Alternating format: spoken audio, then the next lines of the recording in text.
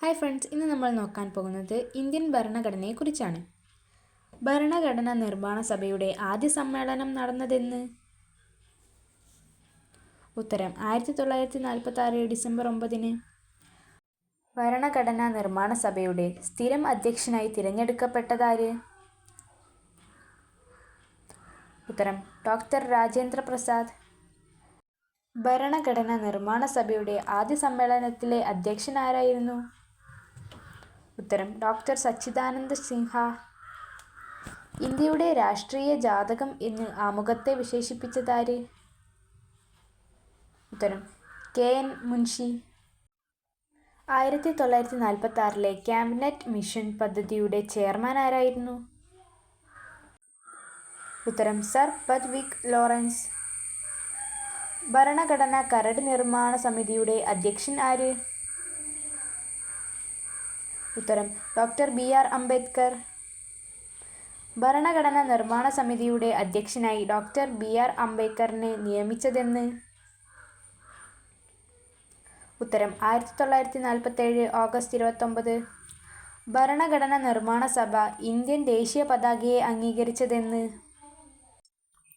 ഉത്തരം 1947 July 22. Indian ഭരണഘടനയുടെ ആത്മാവ് എന്നറിയപ്പെടുന്നത് എന്ത്? ഉത്തരം ആമുഖം. ഇന്ത്യൻ ഭരണഘടനയുടെ താക്കോൽ എന്ന് വിശേഷിപ്പിക്കുന്ന ആമുഖത്തിൻ്റെ ശില്പി ആര്? ഉത്തരം ജവഹർലാൽ നെഹ്റു. ആമുഖത്തെ ഇന്ത്യൻ ഭരണഘടനയുടെ ഭാഗമായി സുപ്രീം കോടതി പ്രഖ്യാപിച്ചത് ഏത് കേസിലാണ്? ഉത്തരം കേശവാനന്ദ ഭാരതി കേസ്.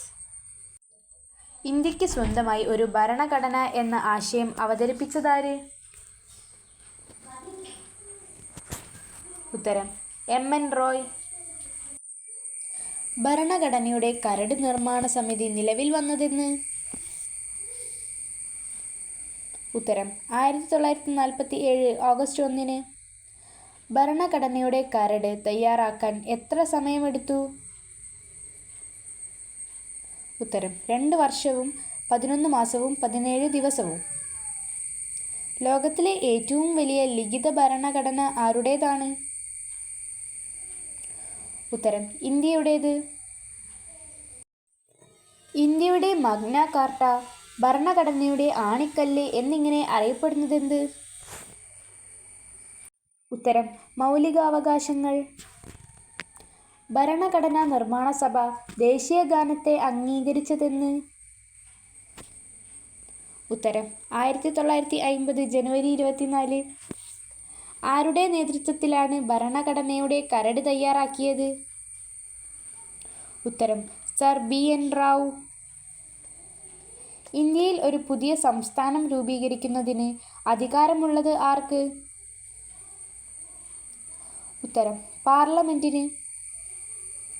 ഭരണഘടനയുടെ 32-ാം വകുപ്പിനെ ഇന്ത്യൻ ഭരണഘടനയുടെ ഹൃദയവും ആത്മാവും എന്ന് വിശേഷിപ്പിച്ചതാര്? ഉത്തരം ഡോക്ടർ BR അംബേദ്കർ. വീഡിയോ ഇഷ്ടമായാൽ ഉറപ്പായും ലൈക്കും ഷെയറും സബ്സ്ക്രൈബും ചെയ്യണേ. അടുത്ത പാർട്ട് ഉടൻ തന്നെ ചാനലിൽ അപ്ലോഡ് ചെയ്യുന്നതായിരിക്കും. Thanks for watching.